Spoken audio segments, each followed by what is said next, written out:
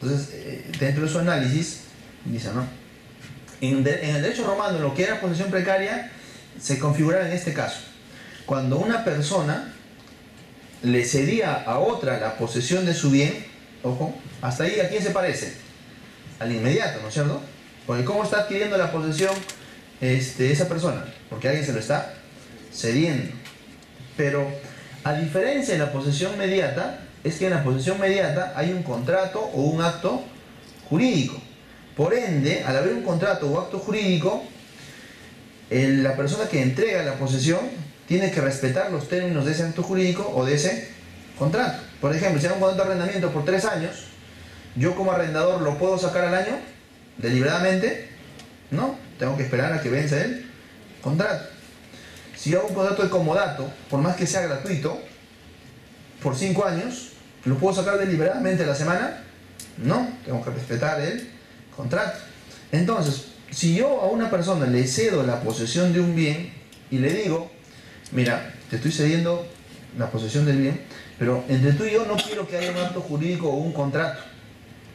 Yo te estoy cediendo mi posesión por un acto de caridad, gracia o benevolencia. Entonces es un acto que de mi buena voluntad están haciendo, y por ende, ¿cuál es la condición de que yo haga esto a tu favor? Es que precisamente tú también me des la facilidad de que cuando yo necesite el bien, yo no tengo que esperar el año y medio, los 5 años de un contrato, de un acto jurídico. Cuando yo te diga, devuélveme el bien porque lo necesito, tú me tienes que devolver. Entonces, ojo, yo te estoy entregando la posesión de un bien, pero por un acto de caridad, gracia o benevolencia. Y por ende, cuando yo necesite el bien, te lo puedo pedir en cualquier momento. Entonces, eso es lo que diferenciaba a la posesión inmediata de una posesión precaria bajo la historia del derecho romano. Entonces, ¿quiénes eran los poseedores precarios? Aquellas personas que adquirían la posesión de un bien, pero sabían de que en cualquier momento les podían requerir la devolución del mismo. Entonces, precario es un tipo de posesión inmediata dependiente de la voluntad de aquel que ha cedido la posesión. Entonces, si hacemos esta interpretación histórica, o sea, vamos a entender el poseedor precario bajo la concepción del derecho romano, ¿es lo mismo que la posesión a secas o no es lo mismo? Ya no, porque en la posesión a secas, ¿cómo adquieres la posesión? Por decisión y voluntad propia, ¿cierto? En cambio, en la posesión precaria bajo la interpretación romana sería, ¿cómo adquieres la posesión? También alguien te lo ha cedido, pero solo que en este caso la diferencia de la posesión inmediata es que te lo pueden pedir en cualquier momento. Entonces, precario es aquel que tenía una posesión un poco incierta, porque se la podían quitar en cualquier momento. Y es más, en este último caso, donde yo le cedo la posesión por un acto de caridad, gracia o benevolencia, y le digo, te puedo quitar en cualquier momento la posesión, según la tesis histórica, yo no estoy celebrando ningún tipo de contrato ni un acto jurídico. Por ende, tu poseedor no tienes título. Eres un poseedor precario, porque posees el bien. Yo no quiero darte un título, porque si quisiera darte un título, te doy un acto jurídico o un contrato, en cuyo caso ya tú pasarías a ser un poseedor inmediato. Entonces, estamos creando una categoría distinta, solamente basado en mi gracia, en mi buena voluntad. Entonces, esa buena voluntad puede terminar en cualquier momento. Por ende, es una relación legítima, porque tampoco es que tú estás invadiendo el bien, yo te lo estoy cediendo por mi propia decisión, te la puedo quitar en cualquier momento, pero igual, por más que yo te entrego el bien, no tienes título. Entonces, la posesión precaria se caracteriza bajo la interpretación histórica del artículo 911, conforme al derecho romano, aquella posesión que lo adquieres por un acto de caridad, gracia o benevolencia, pero que lo pueden revocar en cualquier momento. Y no hay un título de por medio, porque si hubiera un título, el que cede la posesión tendría que respetar la posesión hasta que el título llegue a su vencimiento. Entonces, bajo estas dos formas de conseguir al poseedor precario, se generaba un tremendo lío. Por ejemplo, imagínense este caso. Yo regresaba del extranjero, llegaba a mi casa y encontraba un desconocido en mi casa. Entonces yo no tengo ningún tipo de vinculación con esa persona. ¿Y qué ha pasado? Esa persona ha ingresado bien por su propia decisión, ¿sí? Entonces yo me hacía la siguiente pregunta. ¿Qué interpongo? ¿Una demanda de reivindicación? Porque dueño soy. El inmueble está inscrito a mi nombre en registros públicos. Entonces, como soy el dueño, ¿puedo o no puedo plantear una demanda de reivindicación? Sí. Pero ahora, pero también el demandado es un poseedor, no tiene título, porque no tiene ningún tipo de contrato conmigo. Por ende, ¿le puedo plantear una demanda de desalojo por ocupante precario o no? Depende. Si interpreto en forma literal, ¿es un poseedor? Sí. ¿Tiene o no tiene título? No. Entonces, bajo la interpretación literal, podría plantear una demanda de desalojo por ocupante precario, ¿cierto? Pero ¿qué pasa si el juez que justo iba a ver tu caso había leído el libro de Gunther, pues? ¿Y Gunther qué dice? Para que sea precario, no basta que no tengas título, sino que tuviste que adquirir la posesión como un acto de gracia, caridad o benevolencia. Entonces, ese juez que acababa de leer a Gunther, ¿qué iba a decir? No eres precario. Miren, ese caso. Entonces, ¿qué le iba a exigir a ese juez? Vete a un proceso de reivindicación, no vengas al proceso de desalojo.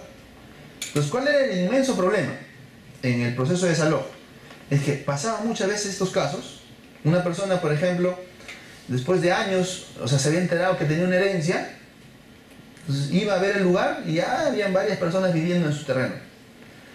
Entonces dice, ¿qué es más fácil? ¿Planteo una demanda de desalojo, reivindicación, lo saco o lo vendo? Porque está en registros públicos a nuestro nombre, o sea, a nombre de mi papá, pero como ha muerto, he hecho la asociación intestada, soy el nuevo dueño. Más fácil me hace vender, entonces se lo vende a otra persona.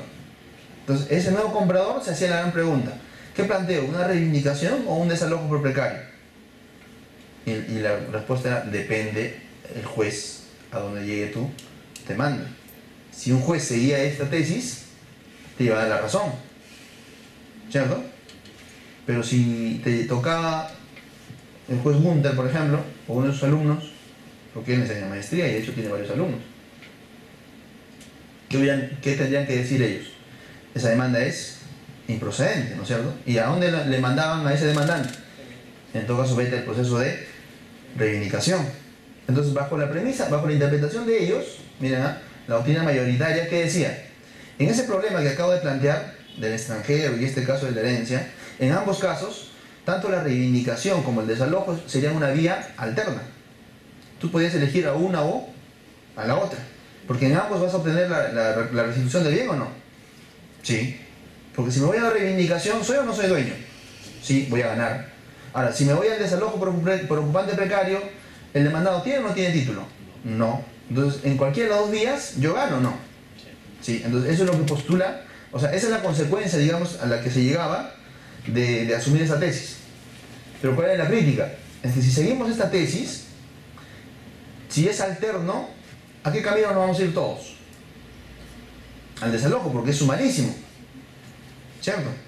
Entonces toda la gran mayoría de casos se van a ir al desalojo y no a la reivindicación. Entonces, bajo esta interpretación, al convertir una vía alterna a la reivindicación, el desalojo por ocupante precario, estamos dando incentivos para que la reivindicación sea un proceso que exista, pero que no se use, ¿cierto? Entonces, por eso precisamente la principal crítica de Gunther era que no se puede hacer una interpretación literal, porque si hacemos la interpretación literal, la reivindicación va a estar por las puras, porque todo el mundo se va a ir al proceso de desalojo, ¿sí? Entonces, por eso ellos decían, no, tiene que hacer una interpretación histórica. Si es una demanda de desalojo por ocupante precario, no basta que me demuestres que no tiene título, sino que me tienes que demostrar cómo ingresó el demandado al bien. ¿Y cómo tuvo que ingresar? Por decisión del propio demandante, ¿sí? ¿Se entendió la idea? Ahora, ante esta discusión, eso no es, o sea, uno cuando plantea una demanda, o está elaborando su demanda, tenía la siguiente disyuntiva: ¿qué demanda planteo? ¿Una reivindicación o un desalojo?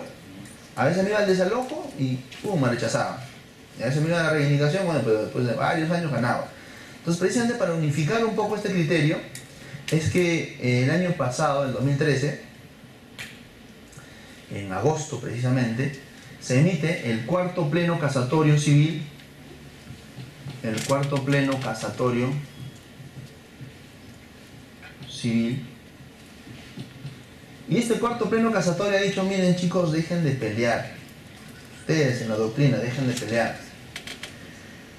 Bajo el cuarto pleno casatorio, el poseedor precario va a hacer tanto la interpretación literal como la interpretación histórica. ¿Sí? O sea, lo que Gunther dice que es precario, sí, efectivamente, es precario, pero no